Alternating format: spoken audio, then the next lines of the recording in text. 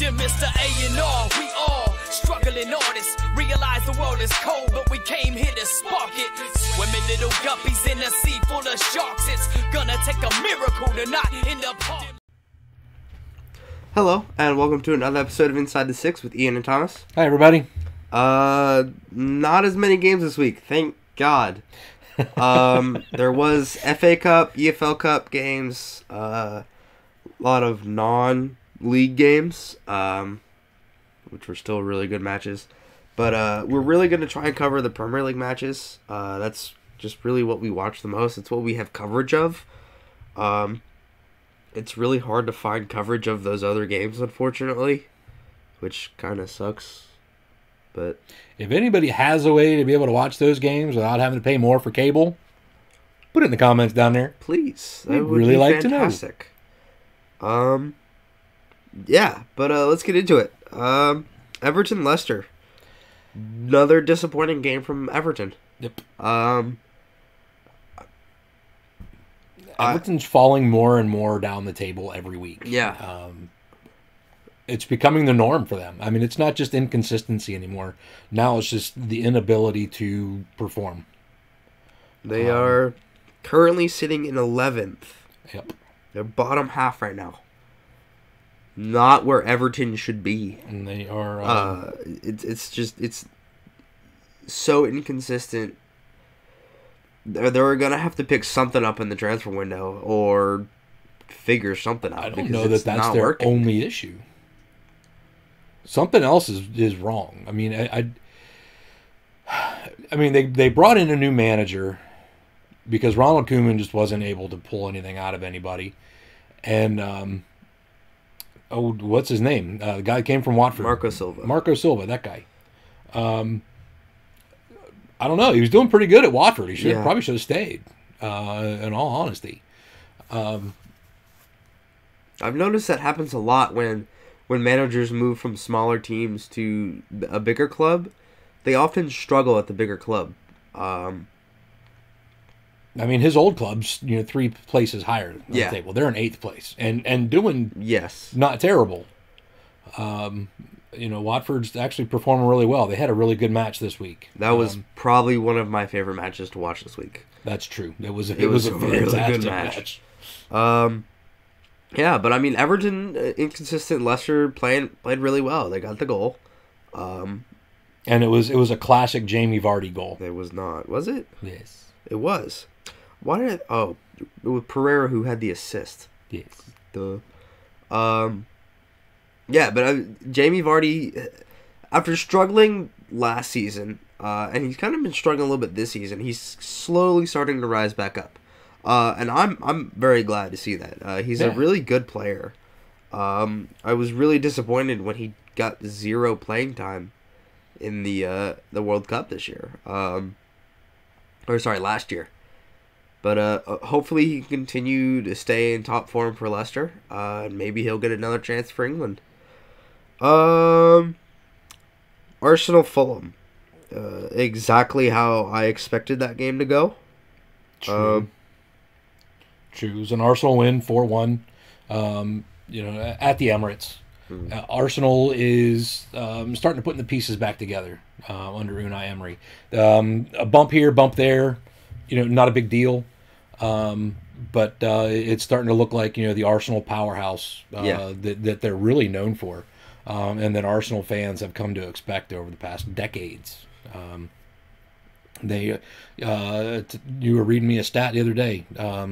The best Premier League starts, and of course they went off on the different teams who did certain things with the Premier League starts, mostly referring to Manchester City's start last year, Manchester City's start this year, Liverpool's start this year, and then of course Arsenal with the Invincibles. Yeah, they won a whole season undefeated. They haven't been that in a while. And I think give Unai Emery a couple of years, and they will be back fighting for titles. They will be top 3, top 2 easily. You can't expect a manager to come in and take over a team who is consistently getting 4th, 5th. which isn't terrible in the Premier League. When you've got teams like Liverpool, Chelsea, Tottenham, United, City, getting 4th, 5th consistently is pretty good. Right. But I think give Arsenal a couple years, and they will be 2-3 consistently winning the Premier League every couple years. I think Unai Emery could very well be a fantastic manager for Arsenal. I'll agree with everything you just said. So, staying talking about the North London teams. Tottenham, a 3-0 win over Cardiff. Again, exactly how you would expect that game to go. Tottenham have been in pretty good form lately. Especially coming back from that loss last week. It was a much needed win against Cardiff. To bounce back, stay relevant, and stay pushing for that title, because right now they're still pushing like they usually are at this point in the season. Yeah.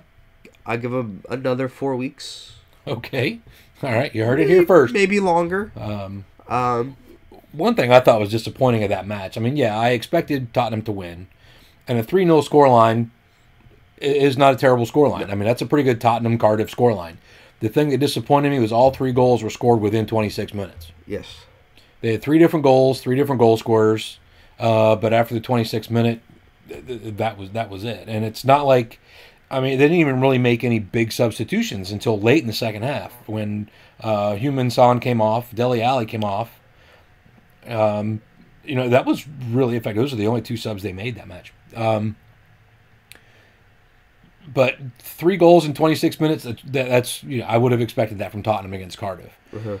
But then with the exact same lineup still on the pitch, nothing else happened. Now, granted, Cardiff made all 3 of their changes, and I would assume that, And I'll give Cardiff some credit, because Absolutely. they did wake up a bit. Yeah. Unfortunately, at that point, it was too late.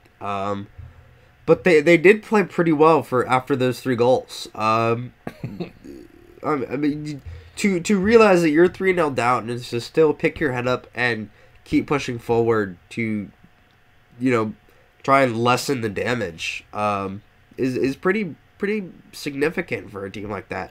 Neil Warnock should be very proud of his team for that. But I mean, like I said, it was the scoreline you expected. It was just kind of boring Tottenham. And just going back to the Everton-Leicester match, our good friend Seamus has commented that Jamie Vardy has since retired from international football. Has he? Oh, that's right. So he will not right. get another chance unless he changes his mind and comes out of retirement, which has happened. So we'll see. Thank you. I forgot about that. But yeah, I always like to look at Everton and go, I don't even consider Everton one of the big teams anymore. Mm-hmm. I'm sorry, I don't. No. With the last season and this season especially, no. I mean, you got the big 6. Yeah, I think not the big 7, and they're not in it. Yeah, the big 6: City, Liverpool, Chelsea, Tottenham, Arsenal, United.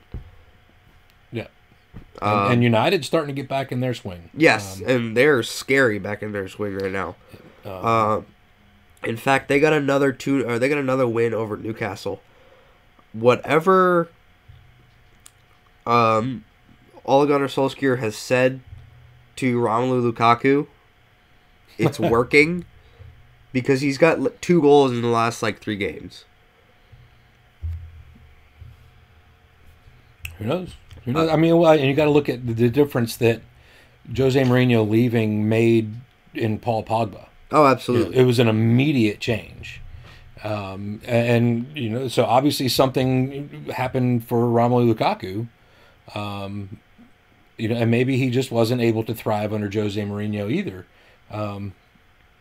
Who knows what like I said, I don't know what he said, but whatever it was, it worked. And it may just be just the way he said something. I just have the feeling, I've never met Jose Mourinho. Chances are really high I never will. But I just have a strong hunch that Jose Mourinho is a douchebag. Arrogance is one thing, but I think he's a jerk. I I watch him, when he's managing games, and before the half is over, he's already walking down the tunnel. Like, I don't even care what happens the last 5 minutes of this match. I've already made all my decisions. Well, a lot happens in 5 minutes in a football match. I don't know.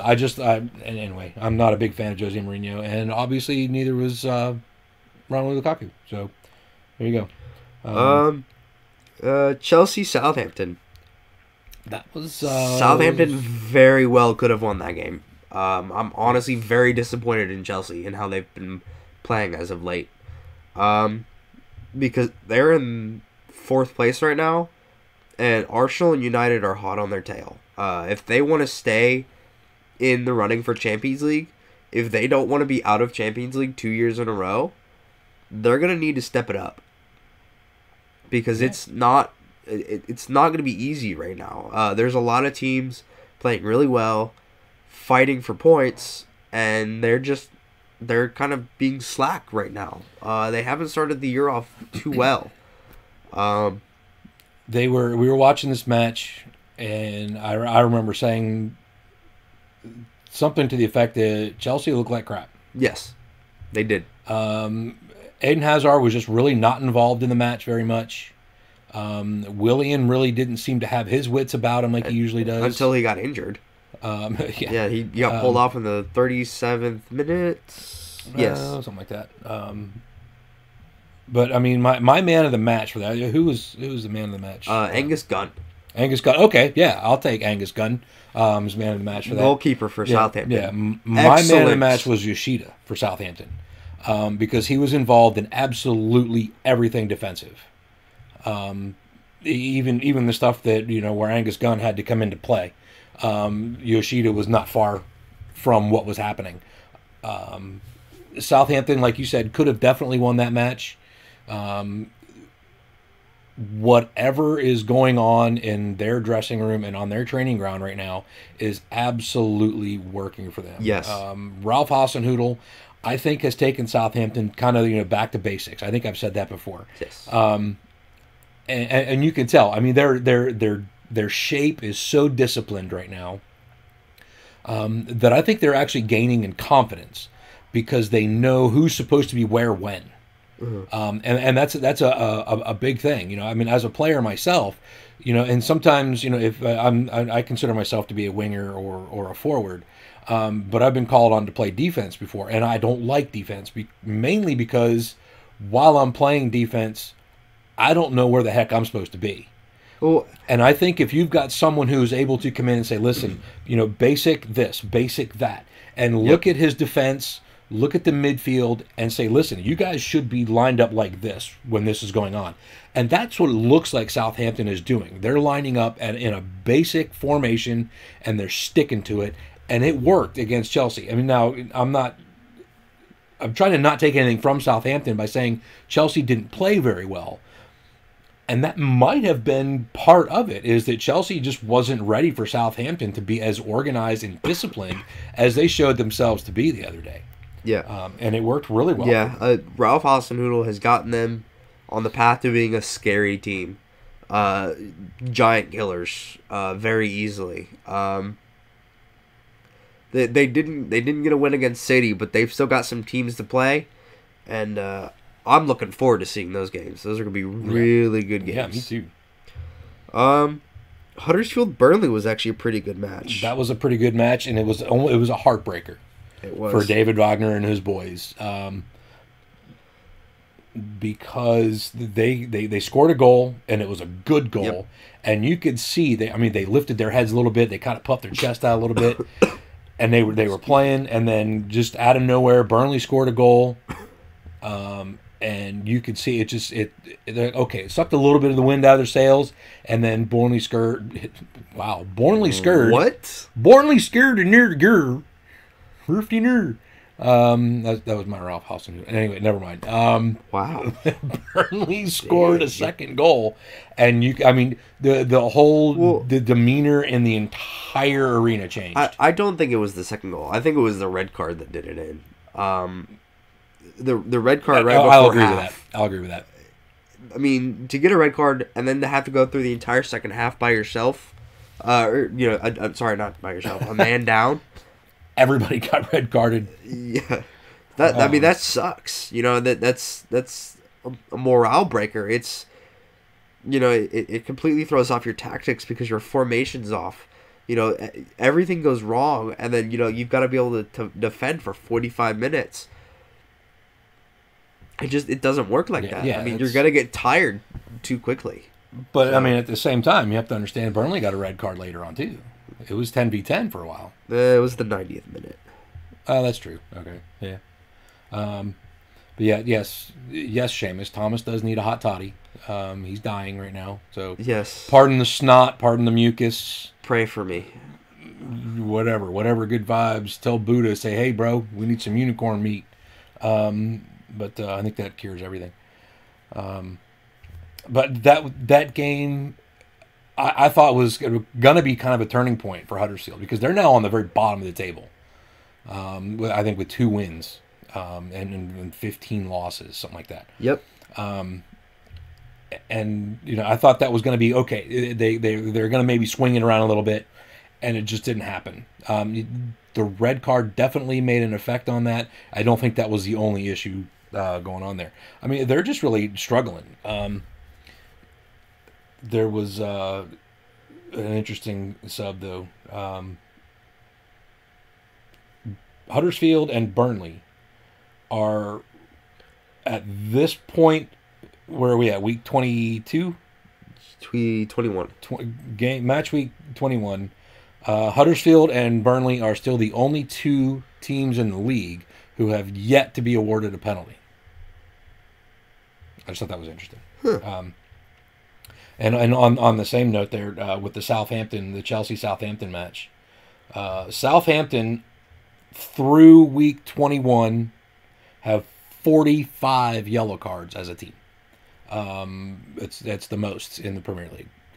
Outstanding. I don't know what I don't know what the record is for a team counting on yellow cards, but hey, 45 is a boatload. They all go away at the New Year. Yeah, but I mean, anyway, still got them. West Ham Brighton. Another really good game. It was a really good game. It's still not my favorite game of the week, but it was a good game. Marco Arnautovic had himself a couple. Yep. A couple of really quick ones to bring West Ham back into the game. Shout out to not Manuel Pellegrini. I can't remember what his name is. Why can't I remember what his name is? Who are you talking about? The West Ham coach. Chris Hughton. No. West Ham. West Ham. Yeah, it's Manuel Pellegrini. Is it? Yeah. Why was I thinking? I don't know. It's something the old Manchester City. Yeah, yeah. I was thinking of another guy's name. I don't remember. Anyways, fantastic tactics to bring on Mikel Antonio and Mark Noble on. Brilliant. Because both of those players, within 5 minutes of them coming on, had an assist. Yes. Brilliant. That was a great tactic. They're down 2-0. Don't make a defensive change. At this point, you got to go for it. Yeah. And that's exactly what Manuel Pellegrini did. He's like, listen, we're down 2-0. We got nothing to lose. And everything to gain. And they ended up nicking a point out of it. And I thought it was brilliant. It was honestly, it was crazy because after the first Brighton goal, it was in the run of play. Brighton had been playing very well. And then when they got the second one, I was like, all right, well, now they're running away with it at this point. They're playing really well. They're 2 ahead now. And then all of a sudden, these 2 substitutions come on, and it completely changes the game. And 2 quick goals from West Ham, from Arnautovic, were fantastic goals, enough to get them the point, and keep West Ham, I believe they're 10th right now. Okay, so keep them top of the table. Yep, West Ham, 10th place, 28 points. Doing really well. I mean, way to go West Ham. So that one's for you, Eric Conklin, your West Ham boys. I'm honestly, I'm enjoying watching West Ham play this season. Yeah, because they're playing really well. They've got a really good squad with Felipe Anderson, Marco Arnautovic, Mark Noble. I really, really like Mikel Antonio. I think he's going to be just like Felipe Anderson. They're both going to be special. Felipe Anderson is definitely going to be one of the ones to watch over the next couple of seasons. I don't think he'll be at West Ham for a very long time. Mm-hmm. I'll give him another season or two, and then he's going to go somewhere else. But Wolves put on kind of a lackluster display, especially coming off of their win from against Tottenham. It just. Yeah. And not to take anything away from Crystal Palace, because they played really well. Yeah, they did. You don't have to get the 2-0 win. And, I don't know, Wolves, they're just not, I guess they're not consistent. There's too many teams right now that are mid-table that aren't consistent. They could be much higher, fighting for much more points if they were more consistent. And Wolves is one of those teams. They didn't have much going forward, and everything they did, it just kind of broke down too easily. I don't know, it just kind of was disappointing from Wolves to see something like that happen, and especially considering that statistically they were very evenly matched. I mean, with possession, shots, chances, things like that, they were pretty evenly matched. Crystal Palace, I think, outshot them 17-9, something like that. Yeah. But Wolves, I think they're a better team than they've played in that match, and they've shown that before. Again, it's just the inconsistency. And we'll definitely get to that signing, Seamus. We forgot to mention that with the Chelsea match. There's big news in the transfer window. I'm excited. So I'm excited. I'm not even a Chelsea supporter, and I'm excited because it's going to be. I think it's going to be moderately a game changer. But back to the Wolves-Palace match. Wolves had one shot on target. That's it. That's not enough. Palace had 4. And they what's the word? They finished 50% of them. But I mean, to have one shot on target, and it wasn't even, it wasn't powerful. It's kind of lackluster. It's just. Yeah, and that's one of the things that, like you mentioned already. It's the inconsistency that's just kind of holding them back right now. I think they're a good team, and I think they have what it takes to be a better team if they can just kind of calm down, And you got to follow up a win, against Arsenal with a win against Tottenham, with a win against Palace. You have to. But you want to talk about you want to wait till we're done with the matches to talk about the transfer? Or we'll do that.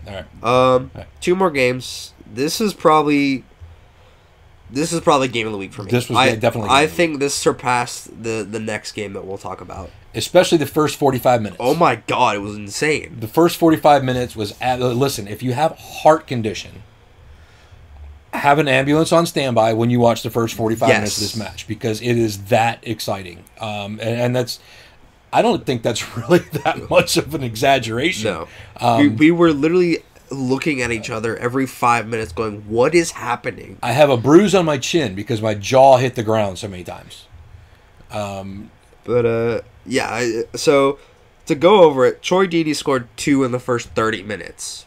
It took about how much. That's usually a high-scoring game. 2-0 is it's average.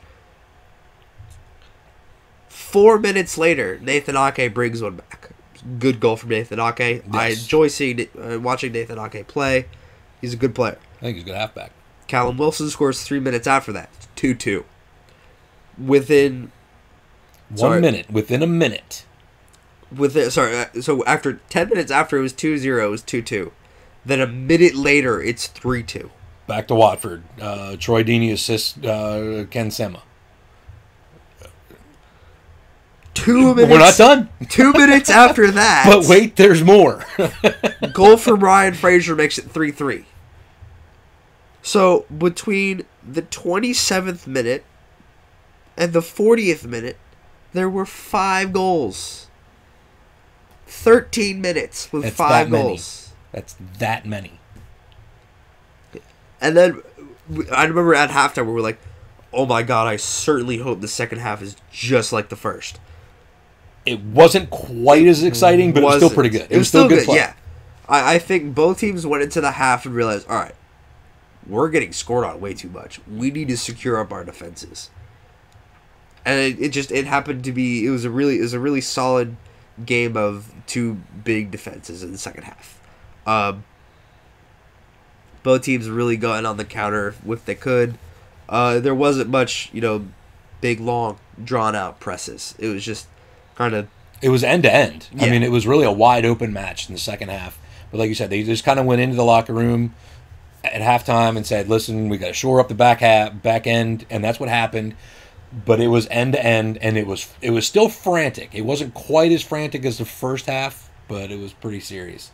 And Seamus is commenting that apparently there's a pretty good video. Troy Deeney's post-match interview apparently makes for some pretty good viewing. So see if you can't find that and check it out. I haven't seen that. I haven't seen that either, but we have to, definitely gonna have to look at that.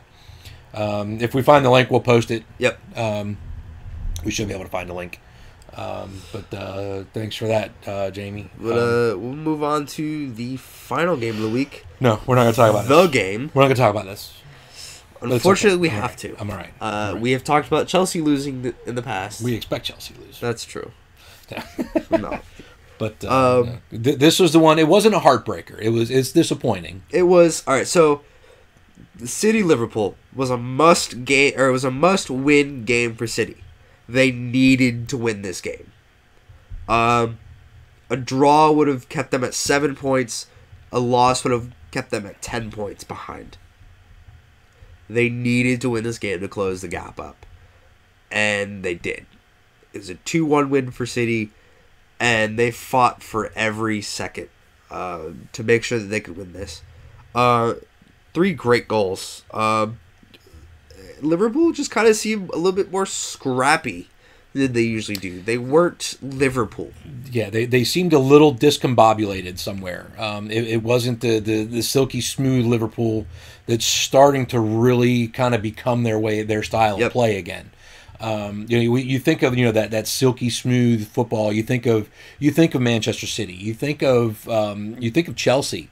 You don't normally think of Liverpool, but they're starting to get that way. Yep. And that's what's really helped them along. They're really starting to kind of put things together in a very smooth fashion. Bye, Jamie. Have a good night. Thanks for tuning in, buddy. We'll see you pick up on Sunday. Like I said, it wasn't a heartbreaker. It was disappointing. But if anybody's was gonna break the unbeaten streak this season, I'm glad it was City. Yeah. City, they're the reigning champions. They're still, right behind first place. What are they, 4 points now, right? Yep, 4 points. So it's still going to be a good race. And like I said, if anybody was going to do it, I'm glad it was City. If it would have been anybody else, I would have been a little more disappointed. Liverpool didn't seem to have the formula kind of ready to go this time. And it may be the fact that they weren't able to play at home for this match. It's the first time in quite a while this season. Not first time in quite a while, but it's one of the few times the first half of the season they played away. A lot of Liverpool's second half of the season is going to be on the road. Yep. So they're going to move away from their fortress for a little bit, and they're going to have to find psychologically find a way to balance that out. It was a great match. I think it could have definitely been a draw. 1.12 centimeters. Yep. It was the distance for, was it Salah? Actually, it would have been an own goal. It would have been an own goal. That's right. John Stones back into Ederson and was then able to clear it off the line. Yeah. But goal line technology said 1.12 centimeters was the difference between goal and no goal.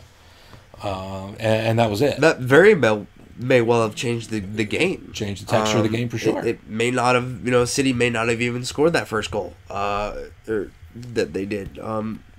Morale could have been different. Tactics could have changed. It very may well have changed the entire game. I said bye to Seamus. I said, hey, see you, pick up. He's not really leaving, but we're talking about the game. Oh. 'Cause he's a fellow Liverpool supporter. Hey, it had to happen eventually. And I agree with him. I think if anybody were to have beaten Liverpool, I think it would have been City. They're done with City for the season. I think they can pick their heads up.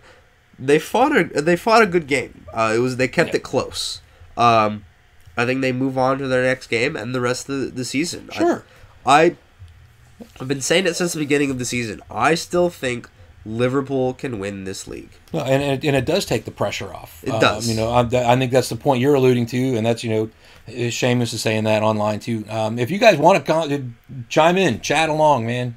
We're having a good time with this.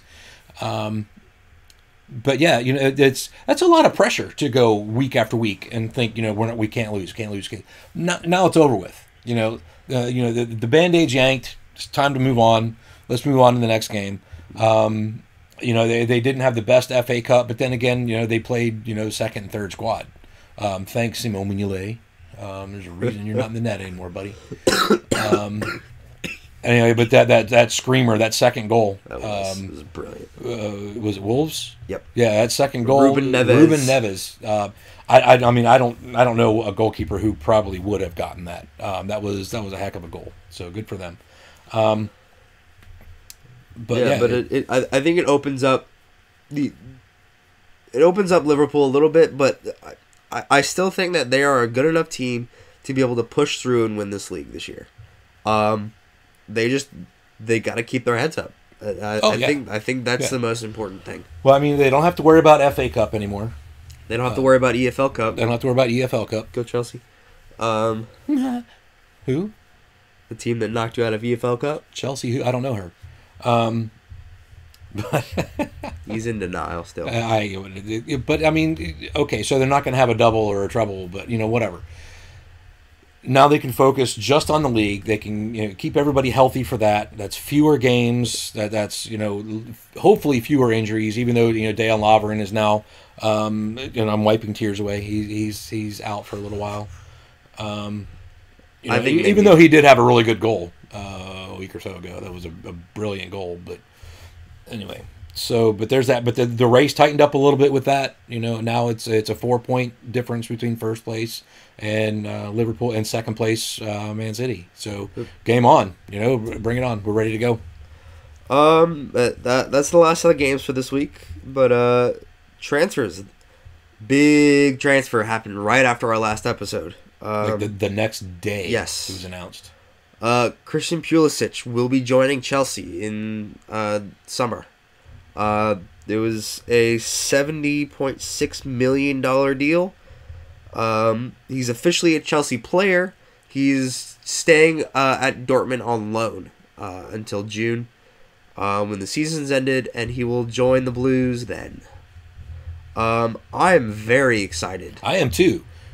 Especially if, with all of the rumors still surrounding Eden Hazard to leave Chelsea, if that does happen, I think Christian Pulisic would be a magnificent replacement for that. I think he could very well be a fantastic player for the Blues. But we'll have to wait and see. Yeah, I think it's going to be a good place for him to go. It's definitely a new challenge for him. He's not getting a lot of playing time at Dortmund right now.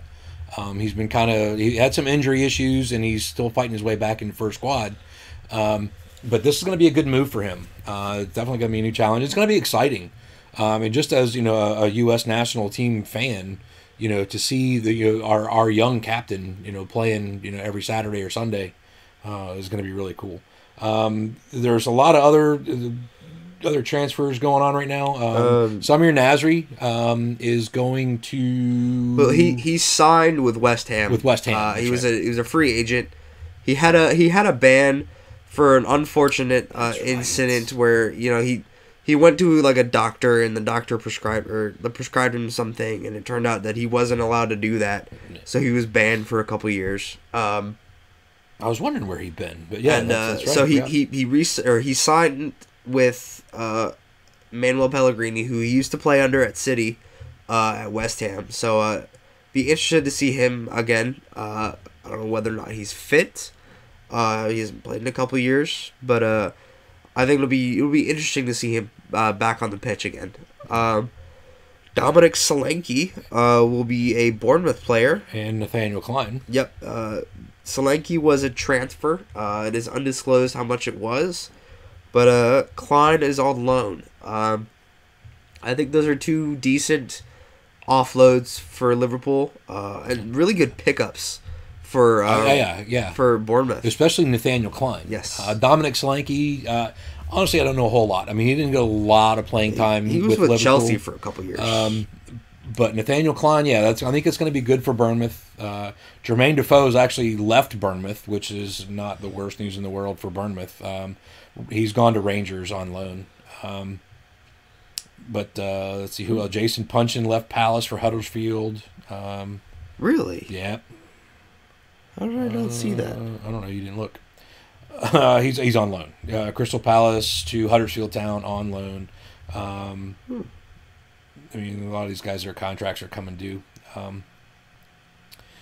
So far, I mean, the Christian Pulisic one is really kind of the biggest one. And then Samir Nasri. But you're just looking through, there's really not anything that's really like, holy cow, surprising right now. I would like to see Liverpool do a little bit of business in this transfer window. They're starting to have some injury issues, and still it's so early in the second half of the season. I would really like to see them, pick up one or two just to kind of add some depth back. Especially losing Nathaniel Klein, because he's got some playing time, and then losing Dejan Lovren to injury. And losing Dejan Lovren to injury. So maybe we need to do some business in the transfer window. We'll see. But that's really all I got for what's going on. That's all I got. Next week seems to be shaping up pretty good. Got up some good matches. And we'll be back next week to talk to Yins about that. If I'm not dead. Hopefully he's not dead. We'll get him a hot toddy. But we'll try our best to keep you guys up to date on what's going on. Thanks, Seamus. Thanks for tuning in, buddy. Really appreciate the support. That's all I got. If you want, we'll go ahead and take us out. Thanks for watching, everybody. This is Inside the Six with Ian and Thomas. Check out the t-shirt shop. Get a really cool shirt, get a hoodie, get a hat, get a cell phone case, get an apron, whatever. Valentine's Day is coming up. Your girl will love it. I don't know. Depends on the girl. But huge thanks to our friend Macrophonic MC. Lets us use his music. The links are there. Check out Macrophonic MC. He's a really good friend of ours. He's a great guy. He's a hardworking guy. He's a very talented guy. So check that out. Share it. Dig it. Big thanks to Thomas for doing all our editing and production and things like that. He does all of this. I just sit here and talk. Thomas does everything else. And we really appreciate you guys and your support. And we look forward to seeing you again next week. So leave us a comment. Don't forget to subscribe. Hit the like button. Share it. See you next time. Thanks, guys. Dear Mr. A&R, we all struggling artists. Realize the world is cold, but we came here to spark it. Swimming little guppies in a sea full of sharks. It's gonna take a miracle to not end up.